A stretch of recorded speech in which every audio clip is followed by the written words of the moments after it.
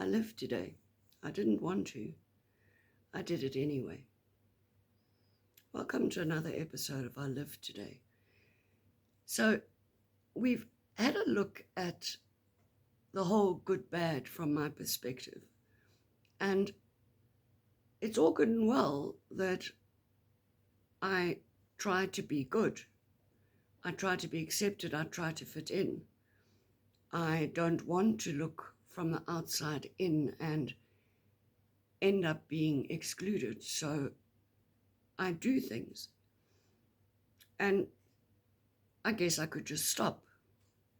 The problem is that stopping doing things and helping people and supporting and all those other cute things that I do results in me being alone.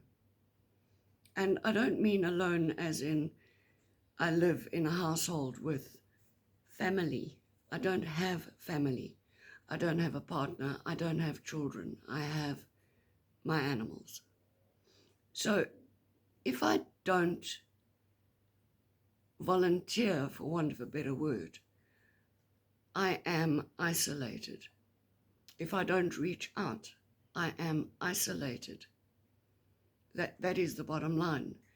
You know, from my perspective, barring my landlord when he wants the rent, or perhaps my neighbors when the cats start getting annoyed, nobody would actually notice if I disappeared. And it's a seriously sad state of affairs. But that is where I am in my life. Yes, I have people who I message daily, but a few days can go past and I wouldn't hear from them or they wouldn't hear from me, and I doubt that any of them would make note and say, hang on a minute, is she okay? You know, I've gone days where I don't speak to anyone. And when I say days, I don't mean a day. I mean a week long, where I don't say a single solitary word to another human being, where no human being picks up the phone and sends me a message saying, hey, are you okay? In fact, I can't remember when last I got a message asking me if I was okay. So, how does one fix a systemic problem? Because I don't think I'm a horrible person. Maybe I am. Maybe I'm dreadful to be around. I do know I'm an outsider. I do know I don't enjoy small talk. I don't enjoy talking about the weather. I mean, obviously, if there have been major storms and major damage and so on and so forth, one asks after the person and have they gotten through the storm or whatever the event was with minimal damage, did they lose anything, and so on. But I'm not big on going on a coffee date or a tea date and chatting about the weather and the economic climate. I don't find that even remotely appealing in any sense of the word. Barring the initial comment, the rest of it is moot because it is what it is. I can't change the political situation. My opinions on what the various governments in the world are doing are my opinions. And what anybody else says about said governments is their opinion. You know, we have a great divide at the moment with the various wars that are going on. Russia and Ukraine and Iran and Israel, and of course the United States. But at the end of the day, I don't support any sides. I think war is stupid. I think the entire concept is stupid. So I won't support either side, no matter how justified anybody might think either side is, because everybody has an opinion about one or other side of whichever political event is happening. So I don't enjoy speaking about that type of trivia. To me, it is trivia. Yes, it impacts me. Make no mistake. The petrol price skyrocketing has a fundamental impact across populations. It's an undeniable fact. And even if you're a multi-billionaire, there is an impact. It might be negligible if you have huge sums of money stored, but it still has an impact. It will still make you grumpy. So what is the point of speaking about it? Do we feel better? Well, no. All we do is we highlight how grumpy we really are about the situation, and we may or may not develop some form of animosity towards the person if they have an opposing view. So I don't particularly enjoy speaking about that type of thing. So I don't particularly fit in. So when somebody asks me for something, my natural instinct, and it is an instinct, it's I don't even think about it. I just answer, and it's normally in the affirmative. I've tried the why do you want to know, what will it entail, all of that nonsense. But realistically, when somebody wants something from you, they are very much like a short-term insurance salesperson or a telemarketer. Everything has to happen yesterday, and this is a limited, once-in-a-lifetime offer. So I need your answer immediately, because the whole world is going to end if you don't answer me in this nanosecond. So what do a lot of people do? Because this is a boundary. Some people just say no. And it doesn't matter what it is you ask, they will say no, whether they could or couldn't help. I unfortunately am not built like that. I unfortunately, if I can help, will automatically answer, yeah, I can help, sure. I may not be able to help you right now, but I can help you. So I'll use a real life example. I had to move, as in move houses. And my so-called best friend at the time promised that he would help me. Now, bear in mind, I have hired a moving company. I'm not expecting anybody to carry heavy furniture, load trucks, etc. I have hired people to do that. When I need help to move, I need help getting my animals from A to Z, because they are the most important part of the move. And I need extra eyes to see that everything that needs to move is moved, that the small bits and pieces are actually loaded. Someone to help me with the logistics of getting the stuff loaded and getting the stuff unloaded. An extra pair of eyes, an extra pair of hands. So people say, yes, I'll help you. And I arrange everything. I literally arrange everything. And the day before the move, the person will come up with an excuse. And my so-called best friend did that.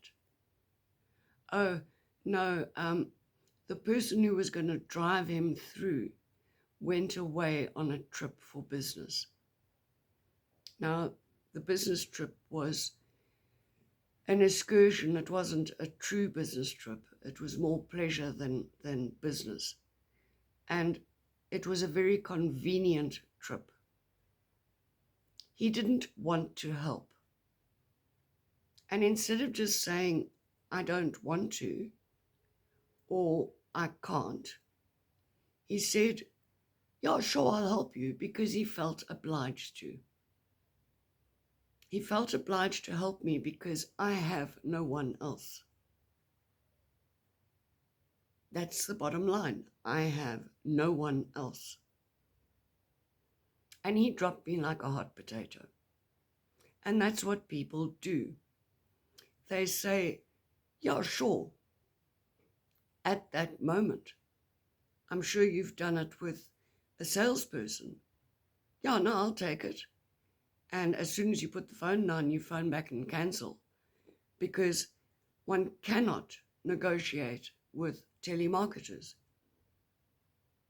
One of the tricks with a telemarketer is, can you send it to me in writing? I want to sleep on it. They come up with, oh no, this is a limited time offer. It expires at 2 o'clock this afternoon, or 5 p.m. it's over, or it's limited stock and I only have 2 left. And you feel obliged to say yes. So how do you draw that boundary? Because it's not the very first time somebody asks you for something that you have to say no. And it's not every time that you have to say no. But there are times when you need to look at it and say, this person is taking advantage of me. But how do you identify that? How do you identify when someone has marked you as a softie, someone who always helps, the soft touch, the person who will do anything to help somebody? Where do you draw the line? How do you draw the line? And this is where I am. How do I say yes sometimes and no others? How do I stop the instinctual yes? I have this ghastly habit of being completely honest. So if somebody asks me their opinion, asks me my opinion, I will give it. What I learned to do with that was say, do you want me to be honest or not? Because I need to pause. So how do I create a pause when a friend is asking for something and I know full well I can do it and I can help them, but I don't know if I want to? Most people don't have that issue. Most people just say no if they don't want to. I have a fundamental issue in that I want to please. I want to overgive. It comes from a childhood of tiptoeing, of trying to stay safe, of being the good child, because the consequences of not being the good child, of not fitting in, of not being easy, were sometimes quite horrible. So how do I draw boundaries? How do I stick to those boundaries before I get to the point where I think I've had enough? Before I get to the point where I say, I'm not dealing with this anymore at all, and I cut that person out of my life. How do I get there? And this is part of the growth structure for someone who has an inherent need to please people. And it's a need that was created out of necessity by a small child. But as an adult, in many, many circumstances, I will still try to please. It's a reflex. It becomes a reflex. I'm probably the easiest person to please because I don't ask for anything. And yes, I know it's a toxic trait. I know that now. And you're probably wondering why is not asking for things a toxic trait. We'll cover that in another episode. But I don't ask for anything. I don't expect anything.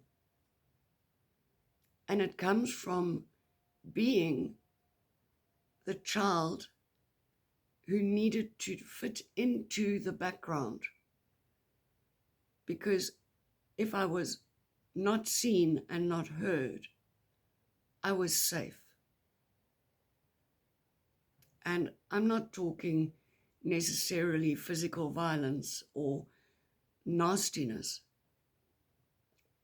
I'm talking of a family dynamic that was dreadful for me, for the person I am, for the person who wants to sit at their willow tree and watch the water flowing gently by